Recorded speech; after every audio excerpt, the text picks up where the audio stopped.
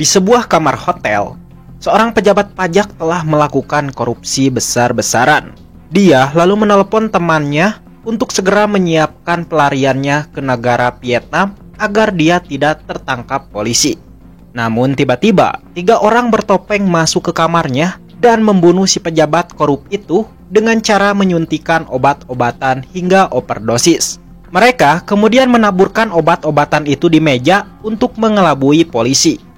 Dari belakang lalu muncul cewek micet sewaan si pejabat korup. Dia terkejut melihat orang yang telah menyewanya telah mati dengan keadaan overdosis. Tanpa berpikir lama, 3 orang itu langsung membunuh si cewek micet.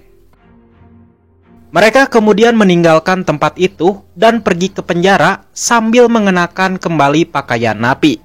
Yang ternyata 3 orang ini merupakan narapidana yang masih aktif. Keesokan paginya, kepolisian melakukan investigasi di kamar si pejabat korup yang telah tewas bersama cewek micet. Para polisi tidak menemukan barang bukti apapun dan hanya menemukan kalau si pejabat korup telah tewas dengan keadaan overdosis, begitupun dengan si cewek micetnya. Di tempat lain, sebuah bus penjara sedang membawa para napi baru yang akan dikirim ke penjara. Salah satu dari mereka ada yang sedang tertidur. Dia adalah Son Yugon. Dia merupakan mantan polisi yang terkena kasus pidana. Sesampainya di penjara, para sipir menyuruh semua tahanan itu untuk berbaris. Para tahanan lama yang melihat napi baru langsung mengejek dan menghina mereka. Son Yugon tidak terima. Dia pun langsung meludahi napi yang menghinanya sehingga terjadilah keributan cuy. Mereka pun saling memukul satu sama lain. Beruntungnya, para sipir berhasil menghentikan keributan ini. Saat di sel penjara, Son Yugon diikat dan dihajar habis-habisan oleh napi lain. Ketua napi yang bernama Changgil ternyata kenal dengan Son Yugon yang merupakan polisi. Dahulu kala dia ditangkap oleh Son Yugon dan dijebloskan ke penjara ini. Maka dari itu Changgil pun dendam dan langsung menyiksa Son Yugon di toilet dan kemudian mengkencingi dia. Namun Son Yugon masih bisa tertawa dan membuat Changgil semakin emosi. Changgil lalu membuka lakban di mulutnya. Namun dengan cepat Son Yugon langsung menggigit telinga Changgil hingga putus. Suara teriakan itu terdengar oleh para sipir. Namun para sipir terkejut melihat Son Yugon sedang menyandra Changgil dan mengancam akan membunuhnya jika dirinya tidak dipertemukan dengan kepala sipir penjara. Tidak ada pilihan lain, akhirnya para sipir itu membawa Son Yugon ke ruangan kepala sipir bernama Kang. Kang mengatakan kalau ia sudah lama tahu dengan karakter Yugon yang memiliki kehebatan dalam mengejar penjahat. Mendengar itu Son Yugon langsung berlagak sombong. Dia pun meminta Kang untuk memindahkan dirinya ke sel lain. Saat keluar dari penjara, Son Yugon dikawal oleh seorang sipir. Dan ternyata sipir itu telah menyuruh beberapa napi dari kelompok lain untuk menangkap dan menghajar Son Yugon. Setelah ditangkap, datanglah pimpinan mereka yang memakai baju coklat bernama Iko. Iko menyuruh Son Yugon untuk patuh kepadanya jika ingin hidup tenang di penjara ini. Namun Son Yugon tetap keras kepala dan melawan. Iko yang kesal lalu menyuruh anak buahnya untuk menggurinda tangan Son Yugon sampai putus.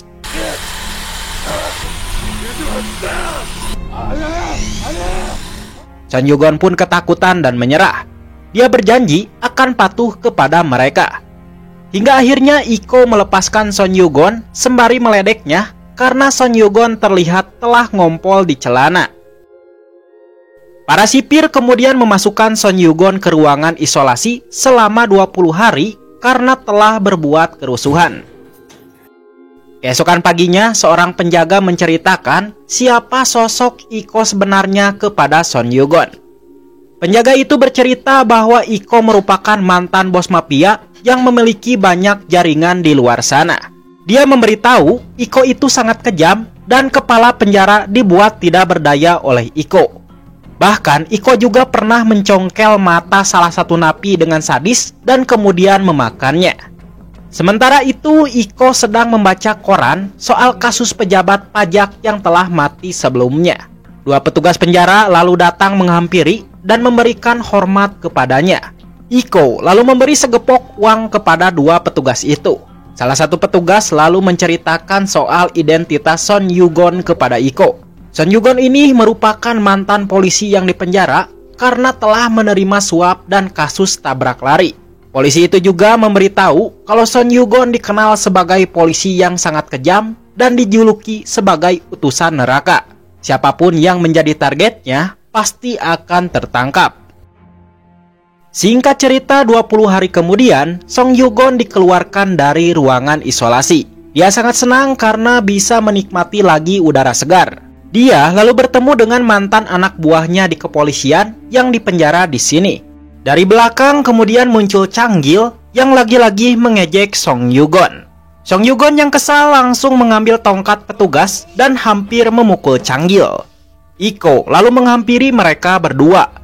Dia mengejek Changgil yang merupakan pimpinan penjara, tetapi tidak berani bertarung dengan Son Yugon, si napi baru.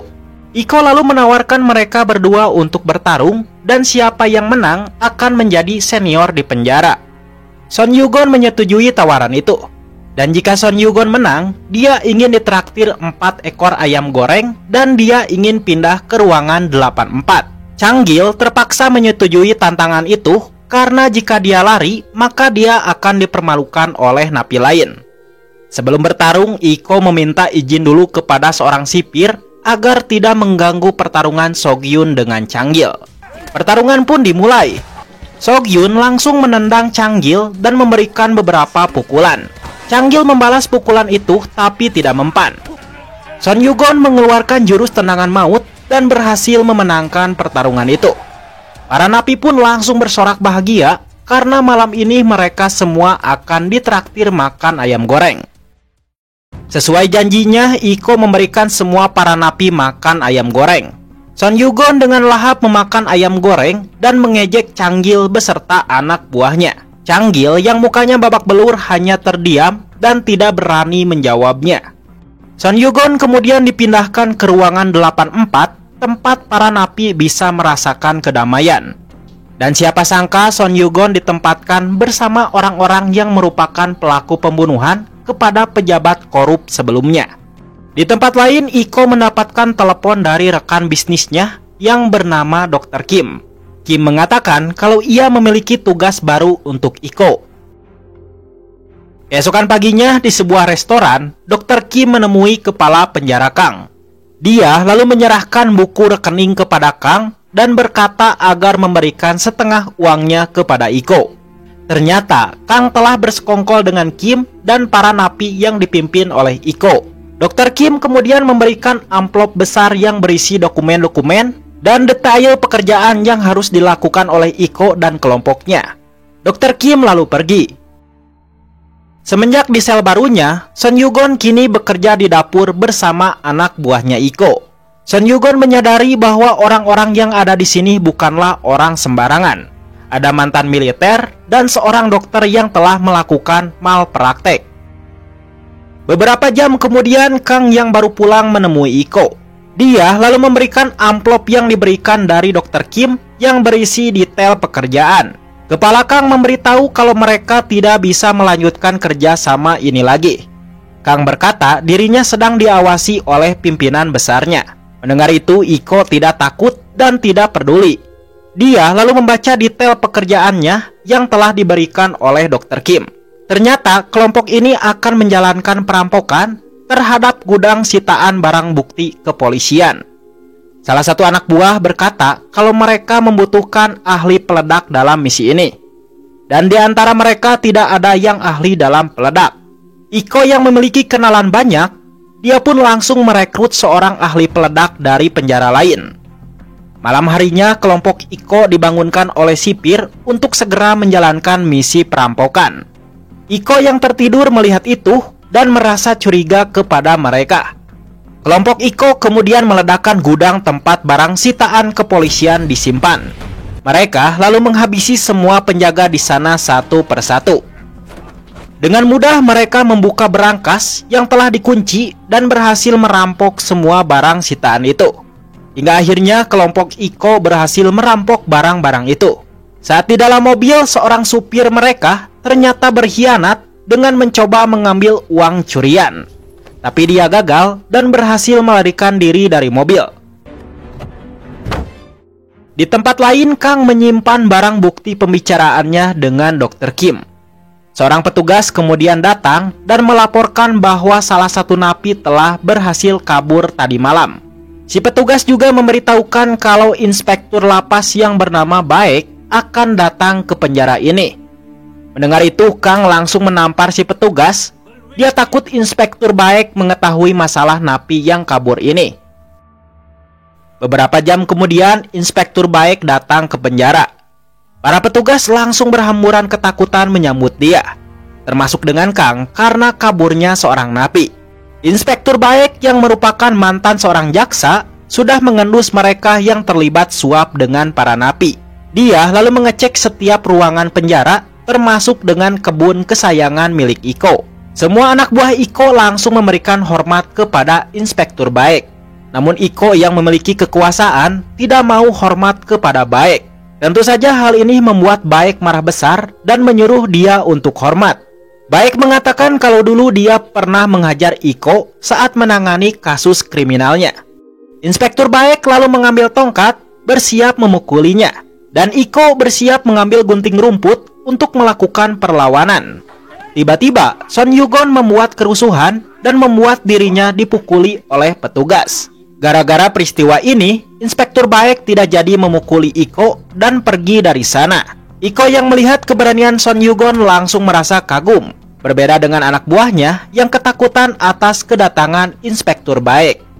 Son Yugon lagi-lagi dimasukkan kembali ke ruangan isolasi.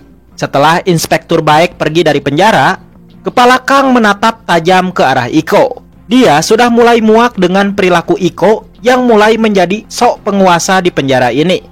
Malam harinya, Iko membebaskan Son Yugon dari ruangan isolasi. Dia mengucapkan terima kasih karena tadi siang Son Yugon telah menyelamatkannya dari Inspektur Baek. Bahkan Iko yang memiliki kekuasaan mengajak Son Yugon keluar dari penjara untuk mengunjungi salah satu restoran mewah. Mereka lalu makan malam dengan hidangan istimewa sambil ngobrol. Iko mulai tertarik dengan Son Yugon dan mengajaknya untuk menangkap seorang napi yang telah kabur waktu itu. Iko akan memberikan uang 100 juta won jika Son Yugon berhasil menangkap napi itu. Son Yugon pun menyetujui tawaran ini, dan mereka pun langsung pergi. Saat di dalam mobil, Son Yugon tiba-tiba teringat dengan masa lalunya yang merupakan seorang polisi yang baik hati dan jujur. Son Yugon memiliki seorang kakak yang bekerja sebagai wartawan. Saat itu kakaknya meminta adiknya Son Yugon untuk menyelidiki kasus di penjara ini. Tapi Son Yugon menolaknya. Dia tidak bisa melakukan penyelidikan tanpa perintah langsung dari atasannya. Kembali lagi ke masa sekarang, yang dimana Iko dan Son Yugon berhasil menemukan keberadaan si napi yang kabur itu. Tanpa berpikir lama, Son Yugon langsung turun dari mobil untuk menghajar napi itu. Dengan keahlian bertarungnya yang sangat hebat, Son Yugon berhasil menangkapnya. Dari mobil, Iko melihatnya dan ia pun menjadi semakin tertarik dengan kemampuan Son Yugon. Setelah dibawa ke penjara, napi itu langsung digantung oleh Iko untuk dibunuh. Sesuai janjinya, Iko kemudian memberikan uang 100 juta won kepada Son Yugon. Semenjak saat itu, Son Yugon resmi bergabung dengan kelompok Iko. Dia juga mendapatkan posisi di samping Iko. Jelas, hal ini membuat tangan kanannya Iko yang bernama Hong Pyo menjadi geram dan menantang Son Yugon untuk duel. Namun Iko langsung menghajarnya menggunakan besi. Hyong Pyo yang merasa kecewa langsung menemui si telinga putus, yaitu si Changgil. Ternyata mereka berdua telah berteman sejak lama. Changgil lalu menawarkan Hyong Pyo untuk kerjasama menyingkirkan Iko. Dia berkata kalau Hyong Pyo sebentar lagi akan dibuang oleh Iko. Jadi lebih baik mereka berdua bekerja sama menyusun sebuah rencana untuk menyingkirkan si Iko. Mendengar itu, Hyong Pyo setuju. Di tempat lain, Son Yugon sedang membersihkan lantai di ruangan kepala Kang. Dia lalu tak sengaja melihat Kang sedang menyembunyikan sesuatu di lemari. Saat kepala Kang sudah pergi, Son Yugon yang penasaran langsung memasuki kantor kepala Kang dan membuka lemari itu. Dia lalu menemukan banyak sekali uang dan bukti-bukti rekaman kejahatan yang dilakukan oleh kepala Kang. Son Yugon kemudian mendengarkan salah satu kaset itu yang berisi percakapan kepala Kang dengan Kim untuk menghabisi seorang wartawan yang tidak lain dan tidak bukan adalah kakaknya Son Yugon. Dalam isi kaset itu, Kim berkata kalau wartawan ini sedang menyelidiki mereka berdua. Maka dari itu, dia meminta kepala Kang untuk membunuh wartawan ini. Son Yugon yang mendengar itu langsung merasa sedih. Dia lalu teringat dengan kakaknya yang dibawa oleh ambulan dan telah meninggal dunia. Sang komandan polisi lalu memberitahukan kalau kakaknya Son Yugon meninggal akibat kecelakaan. Namun sang komandan merasa janggal dengan kasus ini. Dia merasa kematian kakaknya telah direncanakan oleh seseorang. Saat Son Yugon tengah mendengarkan kaset itu, tiba-tiba kepala Kang masuk ke dalam kantor dan merasa heran karena Son Yugon masuk ke dalam kantornya. Son Yugon pun mengaku kalau dia disuruh oleh petugas untuk membersihkan ruangan ini. Kepala Kang pun memarahi si petugas karena telah memasukkan Son Yugon ke dalam ruangannya. Dia lalu mengusir mereka berdua dari ruangannya. Ketika di luar, petugas itu merasa curiga dan meminta barang yang telah dicuri oleh Son Yugon. Petugas itu kemudian menggeledah Son Yugon dan menemukan uang yang banyak. Petugas korup ini mengancam untuk membagi uang itu jika tidak mau dilaporkan kepada kepala Kang. Son Yugon pun memberikannya dan langsung pergi dari sana. Siang harinya, Dr. Kim datang ke penjara untuk memberikan sumbangan berupa sembako. Para napi pun disuruh membawa barang-barang itu ke dalam dapur. Iko kemudian menghampiri Son Yugon. Dia memperkenalkan Son Yugon kepada Dr. Kim. Dr. Kim merasa senang bisa berkenalan dengan Son Yugon. Dia berkata kalau Son Yugon sering diceritakan oleh Iko. Dia menyuruhnya untuk bersemangat lebih giat lagi untuk membantu bosnya itu. Son Yugon kemudian disuruh Iko untuk keluar dari dapur ini. Namun Son Yugon yang penasaran tidak langsung pergi. Dia mencoba mengamati situasi di dalam dapur. Ternyata bantuan berupa sembako tadi berisi narkoboy. Son Yugon yang melihatnya langsung terkejut. Di waktu yang sama, Changgil dan Hyong Pyo masuk ke dalam dapur. Mereka berniat membunuh Iko. Namun Iko tetap tenang menghadapi mereka.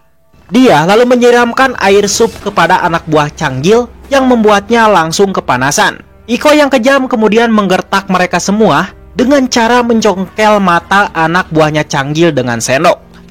Melihat itu, Changgil ketakutan dan langsung berlutut meminta maaf kepada Iko. Saat Iko lengah, Changgil langsung menikamnya dari belakang. Ternyata minta maaf barusan hanyalah pura-pura. Dari belakang tiba-tiba Son Yugon datang menghajar Changgil. Dia lalu menggunakan barang-barang di sana untuk menghajar semua anak buah Changgil.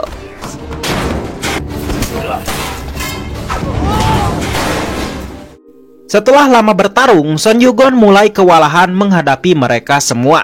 Changgil lalu mengambil pisau dan berniat menusuk Son Yugon. Namun Iko yang melihat itu langsung bangkit dan mencegahnya. Kepala Kang dan petugas lapas berdatangan untuk menghentikan pertarungan ini. Iko lalu menatap ke arah Son Yugon karena lagi-lagi Son Yugon menyelamatkan nyawanya. Saat semua napi dibawa oleh petugas, tiba-tiba Changgil melepaskan diri dan lalu menyerang kepala Son Yugon dari belakang yang membuatnya langsung pingsan. Saat tersadar dari pingsannya, Son Yugon melihat Iko di sampingnya. Iko lalu berterima kasih kepada Son Yugon karena telah menolongnya. Dia kemudian pergi dari sana. Mendengar itu, Son Yugon hanya tersenyum tipis saja. Dia lalu teringat dengan dirinya sebelum masuk ke penjara ini.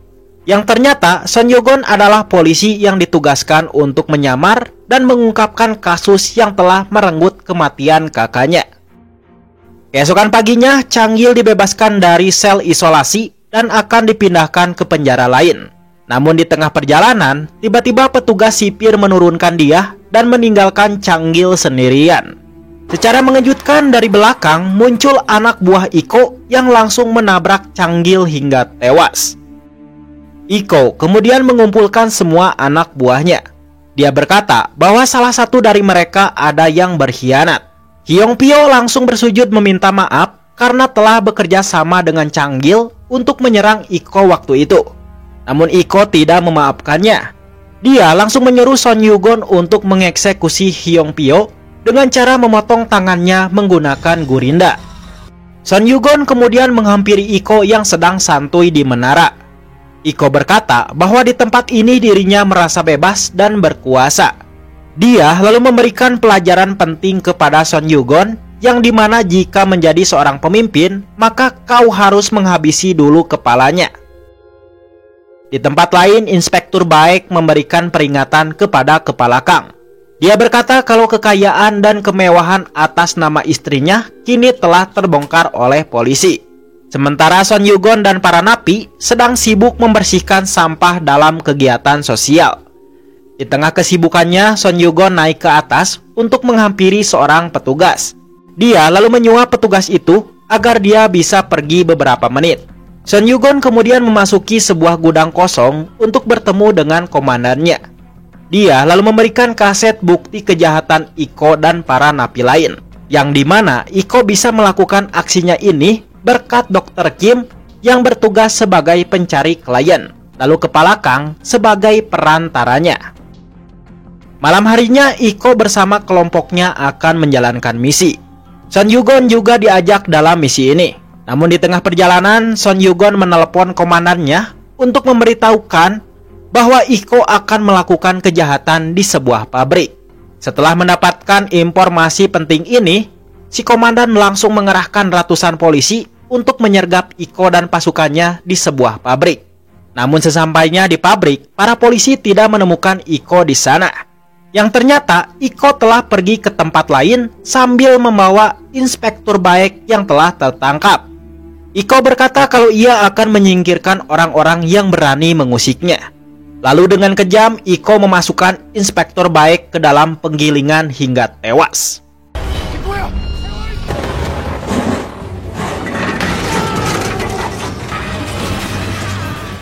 Son Yugon yang melihat itu semua tidak bisa berbuat apa-apa.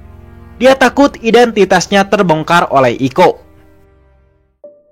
Setelah kembali ke penjara, Iko mendapatkan informasi dari anak buahnya mengenai penyergapan polisi di sebuah pabrik. Dia juga mendapatkan informasi kalau Dr. Kim telah diawasi oleh polisi. Namun polisi itu kini sudah tewas. Dan siapa sangka polisi yang dimaksud adalah si komandan. Atasannya Son Yugon yang kini telah tewas. Pada akhirnya identitas Son Yugon terungkap oleh Iko. Iko pun mengaku kalau pembunuh kakaknya Son Yugon adalah dirinya. Mendengar itu, Son Yugon emosi dan berniat menyerang Iko. Tetapi dari belakang anak buah Iko muncul dan langsung menghajarnya. Kang yang berada di ruangannya mendapati kaset kejahatannya telah hilang. Dia lalu membawa sebuah pistol dan mendatangi Iko yang sedang menyiksa Son Yugon. Kang kemudian menodongkan pistolnya kepada Iko. Namun Iko berhasil membalikkan keadaan. Sebelum menembak Kang, Iko berkata kepada salah satu petugas kalau di hari ini petugas itu akan menjadi kepala penjara. Iko kemudian menembak Kang sampai is dead. Iko lalu pergi dari sana dan menyuruh anak buahnya untuk menggantung Son Yugon. Beruntungnya, saat digantung, salah satu dari napi ada yang membantu Son Yugon dengan cara mematikan lampu. Hingga akhirnya Son Yugon berhasil melarikan diri.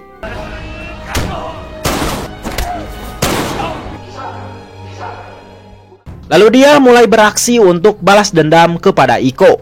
Semua petugas penjara kocar-kacir mencari keberadaan Son Yugon yang belum ditemukan. Son Yugon lalu dibantu mantan anak buahnya untuk membakar kebun kesayangan milik Iko. Kebakaran besar pun terjadi. Tak cukup di situ, Son Yugon juga mendatangi tempat penyimpanan mobil mewah milik si Iko. Dia lalu menggunakan tabung gas untuk meledakkan mobil-mobil itu. Iko yang melihat itu langsung panik. Dia takut pemadam kebakaran akan datang ke penjara ini. Dia lalu memerintahkan seorang petugas yang kini menjadi kepala penjara untuk menutup semua gerbang penjara. Para napi pun dikerahkan untuk mematikan api tersebut. Tapi api itu sangat besar dan susah sekali untuk dipadamkan.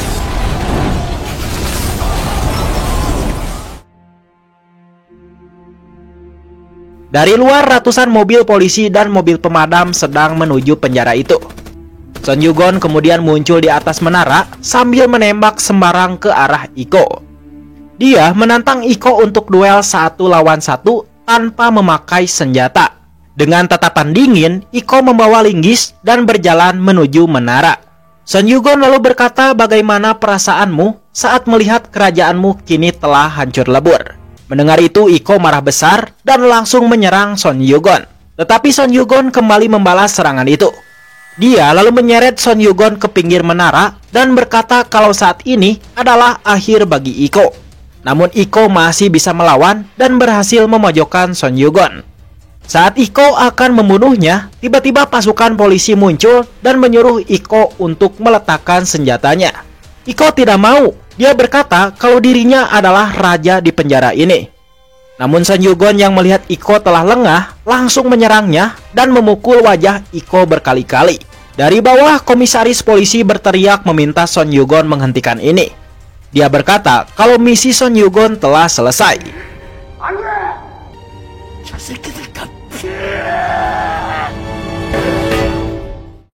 Namun hal ini langsung dimanfaatkan Iko untuk melepaskan diri. Dan di saat dia akan membunuh Son Yugon, beruntungnya pasukan sniper dengan cepat menembak Iko bertubi-tubi. Hingga akhirnya Iko pun tewas. Mantap. Para polisi lalu menangkap semua petugas penjara yang telah terlibat dengan Iko. Keesokan paginya, seorang pengacara mendatangi Son Yugon. Dia berkata kalau Dr. Kim telah berhasil ditangkap saat akan melarikan diri ke Jepang. Namun berita buruknya, si pengacara tidak bisa membebaskan Son Yugon karena Son Yugon adalah tangan kanannya Iko dan telah membakar penjara. Hingga akhirnya Son Yugon pun harus mendekam lagi di penjara. Namun dia terlihat mengenakan pakaian coklat seperti Iko yang menandakan dia adalah penguasa di penjara ini. Dan film pun tamat cuy. Mantap.